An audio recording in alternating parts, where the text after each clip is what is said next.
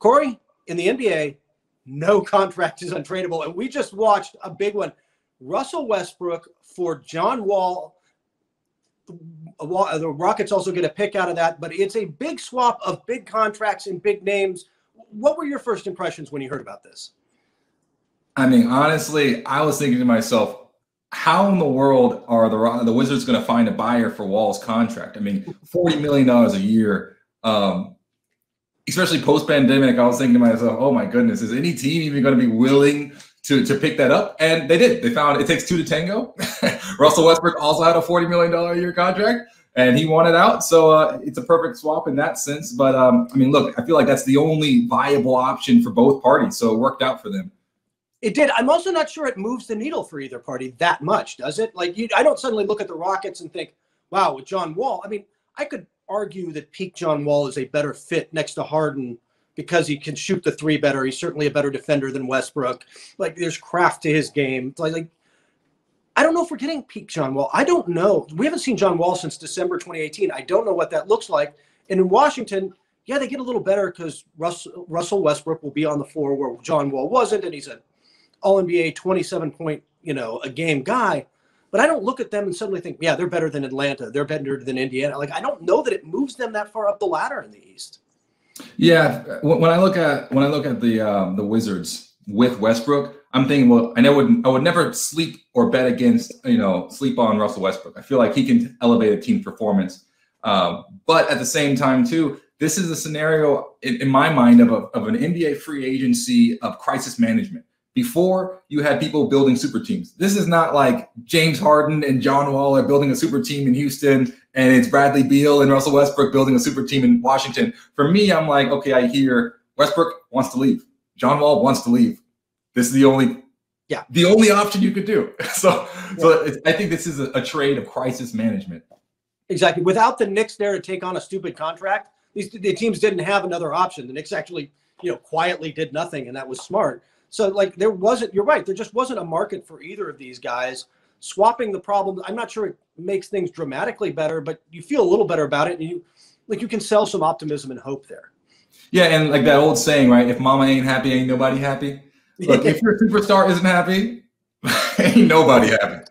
No, I'm really curious to see how Bradley Beal feels about this in 6 months, but I think for right now, we'll give it a shot, man. The NBA released its schedule for opening night. We got a double header. Warriors Nets, Lakers Clippers. Kurt, what are you looking for? First off, my first thought when I saw that was, how hard is the NBA trolling the Clippers? Like, hey, first we want you to watch LeBron James and that team across the hall get their rings. And by the way, on Christmas, go see Denver. Go see the team that just knocked you off. Like, hey, here's all your worst nightmares, like right out of the gate, man. It's like, but it's not bad. Those what they're made of in that first 3 days, right? Exactly. Hey, Ty Lue, welcome back to coaching. But it's going to be interesting. I like the idea of seeing.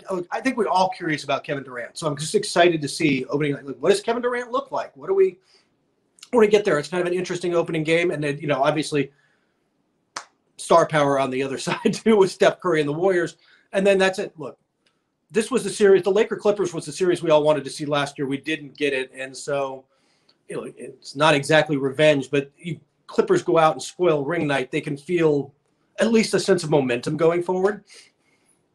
Yeah, absolutely. When I look at the Lakers, they're trying to repeat, right? I mean, it's very clear. They put all their chips in, trying to build a sustainable competitive program over time. And one of the biggest obstacles is in their same hometown, in the same arena. It's the Clippers, who are on a different kind of mindset. You have the Lakers with their superstars for a long period of time, the next 2 to 5 years.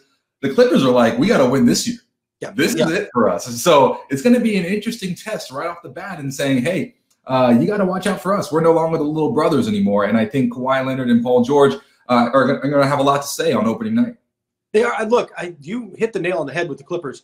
Those guys can both be, George and Leonard are free agents, can be free agents, opt out after this season, will, and get paid one way or another. There's pressure to kind of make this thing work or figure out what, they don't want to lose those guys for nothing. It'd be really interesting. Puts a lot of pressure on Ty Lue again as he walks in the door. And for the Lakers, I want to see what I should say with the Clippers. I want to see if they can fix the chemistry issues that we saw last year. And part of that's Ty Lue, but frankly, part of that's kind of just self-awareness from Kawhi Leonard and Paul George. Look, who's the leader in the locker room? it's not the coach necessarily. It's usually your best player, right? Or your quarterback on your football team. Somebody's got to set the tone.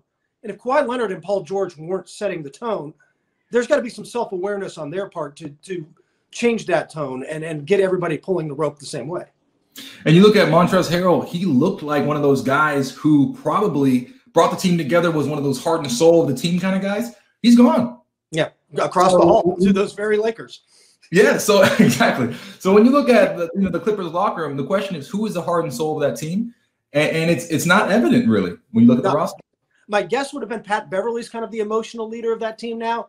But ultimately, if Kawhi Leonard is living in San Diego, showing up late for planes, doing some of the stuff that was been talked about, like, I don't know if they don't change, if there's not some self-awareness and change internally in that locker room, I'm not sure anything ultimately changes that much on the court. But the good news is that it's a long season, so it's not the championship isn't won on opening night. But we'll get a good idea of who's playing for it. Last up, we have we're staying in Los Angeles. The Lakers, they made a lot of moves this offseason, but the key, the crown jewels, is re-signing LeBron and AD. What do you make of that? First, this is huge for the Lakers because LeBron didn't have to re-up, right? Like he had a contract for next year. He could have waited. He wanted a sense of security, and you can argue whether he's starting to feel a sense of basketball mortality, for lack of a better word, like the age being there. And hey, for the first time in his career, he didn't leave a short contract. He's like, I'm going to take the security of 2 extra years. No player option, by the way. He's got 3 locked-in seasons with the Lakers now. And then everybody thought, self-included, thought Anthony Davis would take 2+1 so he could max out how much money he could make in 2023. Didn't do that. Decided, hey, you know what? I want 4 years, and then we'll talk about it. But that gives the Lakers real security. They've got locked in 2 superstars, and they're contenders now for the next 3 years. We're going to have them at the top of the board every year. That's huge. That kind of security it's not something that LeBron has given teams he's been on for a long time. When I look at this, the way I read it is this. AD is young. Yeah. And 4 or 5 years from now, he'll be 32, 33. You look at the other 32 and 33-year-olds signing these deals, you're looking at Russell Westbrook, looking at Chris Paul, who just signed a $30, $40 million deal, LeBron James. So in my mind, AD is saying, who better to learn from as far as championship mentality than LeBron James, who's been to how many finals in the past decade, who's won how many championships, who's etching a name for himself in basketball immortality. In my mind, AD is saying, look, I'm totally down with spending the next 4 years next to this guy, learning from him, and I can still make I still have 6 more years to do 2-year contracts and make my money like LeBron is making $40 million a year, and he's going to be 38. So there's still time. But I love the move he's going. Just learn from the best in the game. And AD, like you said, he'll be 32 when this is up. His game is going to age well. This isn't like we were talking, about Russell Westbrook or John Wall, where there's so much of their game is based on this explosive athleticism. You're always like, how is that going to age? Is he going to have the craft? Anthony Davis has got plenty of craft. Anthony Davis's game 4 years from now is still going to be one of the best big men in the NBA, flat out. And because of that, like, he's going to get paid at the back end of this. He, like you said, he knows whatever he wants next, he's still going to get at 32. So he can take the security now. And again, locks the Lakers in as a championship contender. And when you know that, and you're a free agent for a guy who's going to make the mid-level, or you're a veteran looking to make the minimum, like, hey, why don't I go to LA? I know those guys are going to be there. I know we can win. Yeah, when you have 2 transcendent stars like that, and once again, Anthony Davis is starting to come into his own, but I mean, his skill set, like you said, is a fine wine. It's only going to get better with time. It just makes building a team so much easier down the road, because you can get Dennis Schroeder. You can get Montrezl Harrell. Anyone wants to go, anyone's going to come over there. Jared Dudley's going to come back. This is a team that's an exciting place, and not to mention it's in Los Angeles. So I mean, it's a no-brainer for Anthony Davis. Where else would he go? There's not one team in my mind that's a better situation. And not only can he learn under LeBron, who's one of the best players ever, but they seem to be pretty close friends. So I mean, to me, it's just this is a best win scenario for all parties involved. Yeah, and LeBron gets to decide in 2023, hey, do I want to stay here, or do I want to go find and play with my son Bronny? Assuming he can. assuming the one and done rule is gone, which I wouldn't bet bet too much on, but he's talked about openly about wanting to play a season with his son. It opens the door if that happens. That'd be such a cool story. It would be, wouldn't it?